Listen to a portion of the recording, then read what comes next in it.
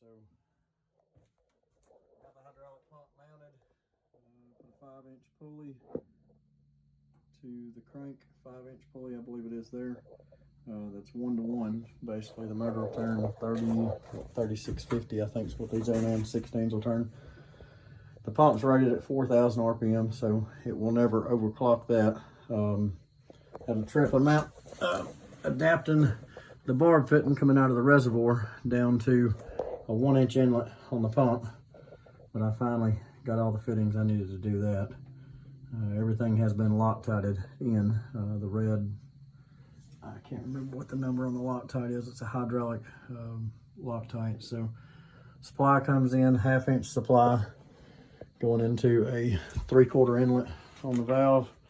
I ran 3/8 lines to my cylinder.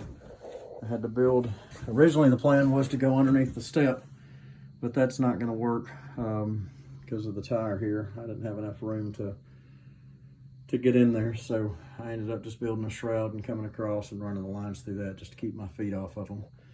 High-low lever still works. Cut it back far enough to where it would still be there. The cylinder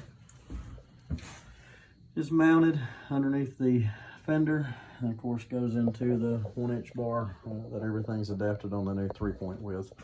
The seat, since I got rid of the gas tank there, I've got this it's like a 1.5 gallon tank here under the hood, and then a small just a Power Sports Gel 310 cold cranking amp battery. Works great. Everything's tucked under here. The seat did kind of a flip thing on it here. Was able to get a toolbox underneath here so I can keep pins and my other top link and stuff of that sort. Built this up here with springs just to kind of give it a little bit better ride anyways. And of course the top pins, I went ahead and cut a second hole back here just for spacing purposes on different links than the top link. I got the switch here for the rear lights, auxiliary lights, so they come on as I need them. Then of course the headlights, went ahead and remounted the tail light underneath there, so I got that.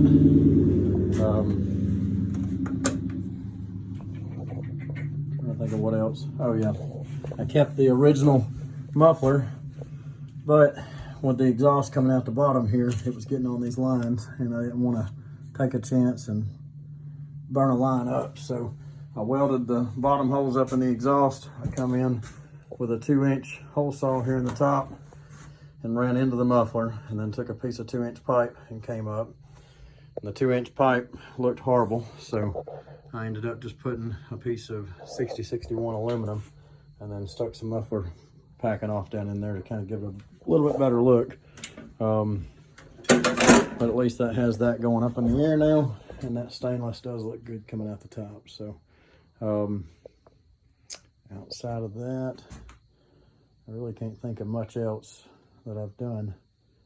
I did have one issue this afternoon underneath here with these pillar block bearings are mounted to a couple of pieces of steel put together, and I've got gussets on the edges just to kind of help any twisting that it may have.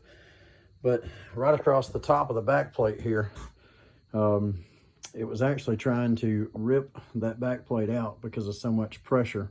I was actually plowing my garden this afternoon, getting ready for next weekend to plant.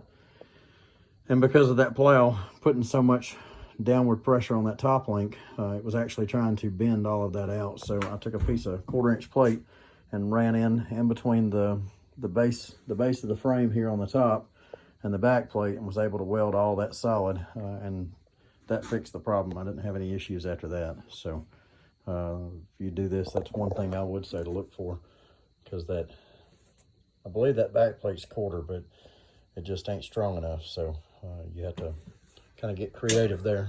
But other than that, I've got to do a little bit more work on my tiller. I've got a hydraulic motor that's fixing to go on here.